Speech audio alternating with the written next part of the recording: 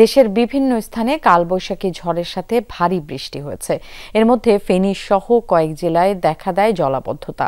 রাজধানী ঢাকার বিভিন্ন সড়কেও জমে যায় পানি। এতে ভোগান্তিতে পড়েন পথচারীরা। তবে প্রকৃতি শীতল হওয়ায় স্বস্তি আছে জনমনে।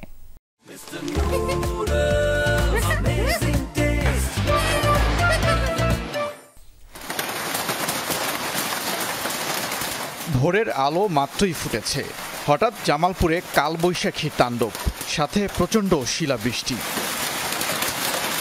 স্থানীয়রা জানান, দেওয়ানগঞ্জের বাহাদুরাবাদ ইউনিয়নে টানা ঘণ্টাখানেক ঝড় ও শিলাবৃষ্টি হয়েছে। এতে ক্ষতিগ্রস্ত হয়েছে বেশ কিছু টিনের বাড়িঘর, ফসলেরও ক্ষতির শঙ্কা করছেন অনেকে। শিলাবৃষ্টি হওয়ার কারণে আমাদের ধান ক্ষেতের অনেক সমস্যা হয়েছে, সিজা পড়ে গেছে, ধানের শীষ মনে হেলে গেছে, ক্ষয়ক্ষতি হয়ে গেছে, অনেক ক্ষয়ক্ষতি হয়েছে।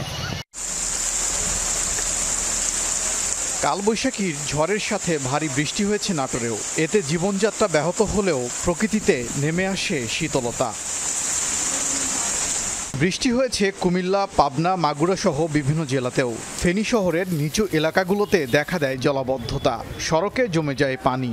একই চিত্র ছিল রংপুরেও।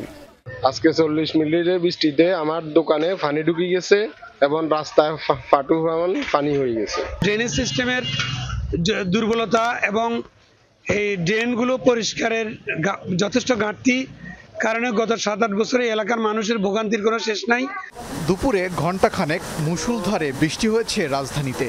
এতে কালশী, মিরপুর সহ বিভিন্ন এলাকার সড়কে পানি জমে যায়। ভোগান্তিতে পড়েন পথচারী ও এসএসসি পরীক্ষার্থী।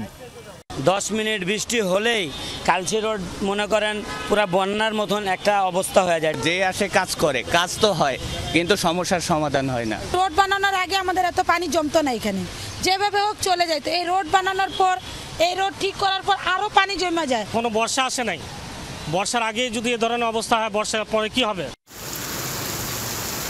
আগামী রোববার পর্যন্ত সারা দেশে বৃষ্টিপাত অব্যাহত থাকতে পারে বলে পূর্বাভাস দিয়েছে আবহাওয়া অফিস। ওবায়দুর রহমান, যমুনা নিউজ।